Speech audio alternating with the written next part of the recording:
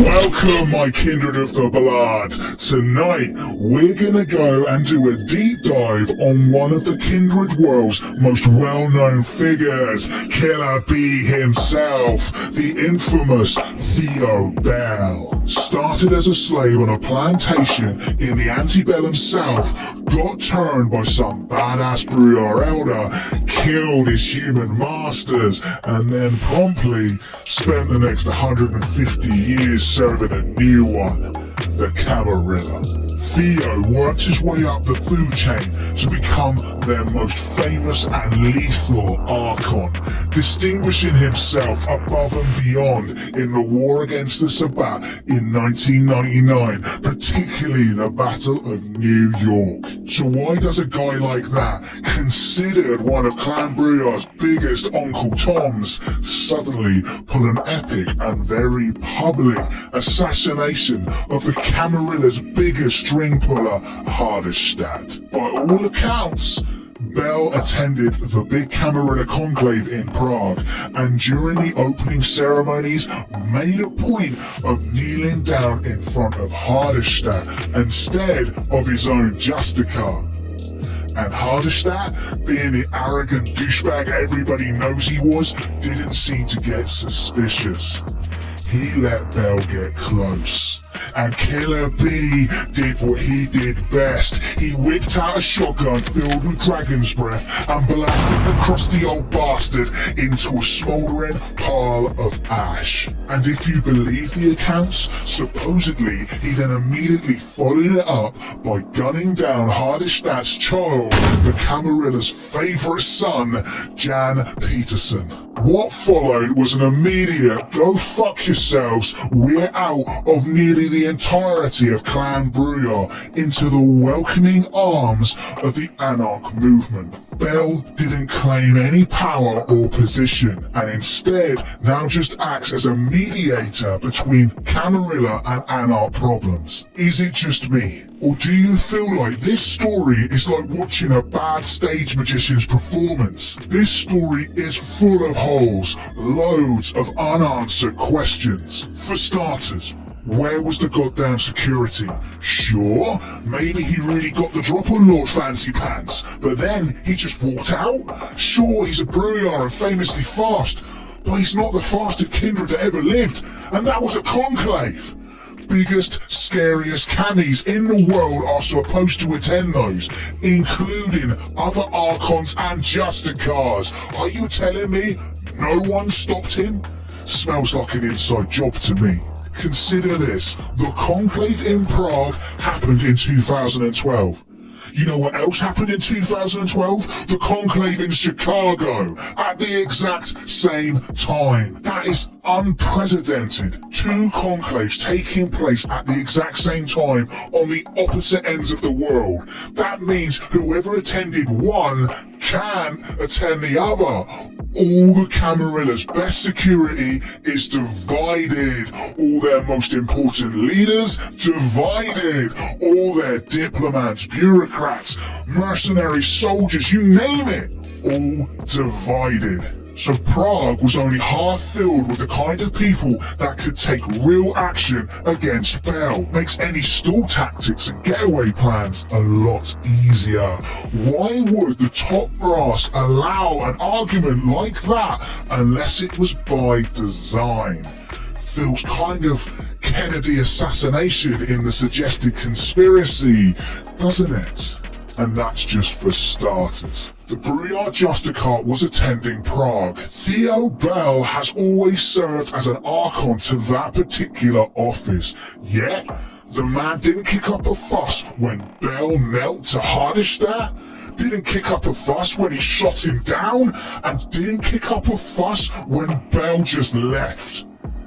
If there was one person at that conclave that could have shut Bell down at any time, it was that goddamn Brujah Justicar, and it didn't happen. Theo Bell and Jan Peterson knew each other. They'd worked together for decades, supposedly becoming pretty chummy during the last Sabbat war. I wouldn't go as far as to call them friends, and what two licks really are, but by all accounts they saw eye to eye on a lot of things. Jan Peterson was a lot of things: intelligent, politically savvy, and curiously somewhat of a moral kindred. He and Bell had things in common. They had shared ideals, even if neither one of them was entirely in a position to act on them. Now, I know what you're gonna say. Look at who Jan fed on.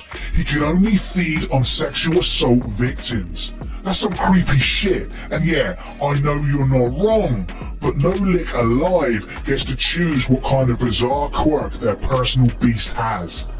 Some can only drink animals, some can only drink kindred, and some have to actually eat human flesh. Ventrue are no different. They eat what their beasts demand of them, regardless of what they themselves want. We have these two kindred with similar ideals, both powerful and famous in our world, but always just shy of being the shot callers. Not able to make the real changes they wanted to see. Combine that with the fact that while everyone agrees that Hardestadt got the final goodbye, people aren't quite as adamant about Peterson. So what does all this add up to? A coup. Elders in every sphere of influence were suddenly leaving for the Middle East. The Camarilla was reeling from the Second Inquisition assault on Vienna. SchreckNet was suddenly globally compromised.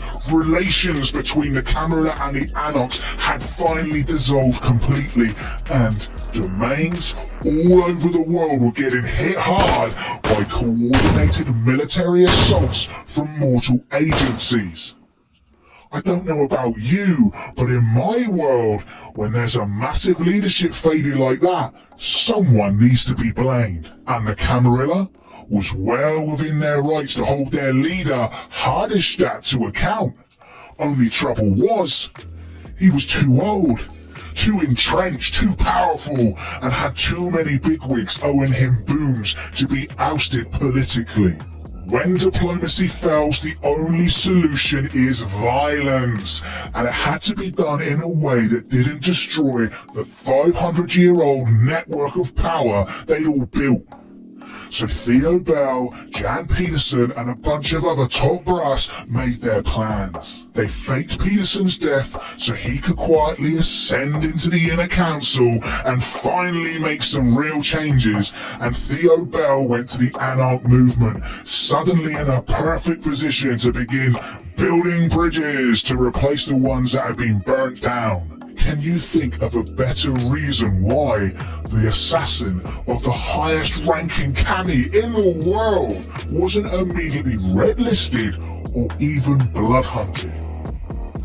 I know I can't. The last real question we have to ask is this: was Theo Bell really on board with this plan? Or was he a dominated patsy used as a cat paw in another Elder's plan to take a major piece off the board and restructure the positions on the field?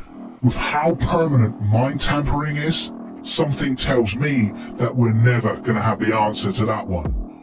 Most Camis, most Anarchs were all just a rank and file. It's their world, we just live in it. But why? Why do we just stand on the sidelines of these big games? Why do we keep towing the party lines? Why do you obey? After the last video, some people have got in touch to tell us SchreckNet isn't dead. Well, let's help them out and get them some revenge. I'm starting a new trend right here, and I'm calling it Dox the Domain. We all know the Havens are some unpleasant characters. Why are we keeping it to ourselves? Let the world know. Hit up r/SchreckNet and post your local privileging hidey hole. They've stayed out of the light long enough. There's a link below. Join the movement and out an elder.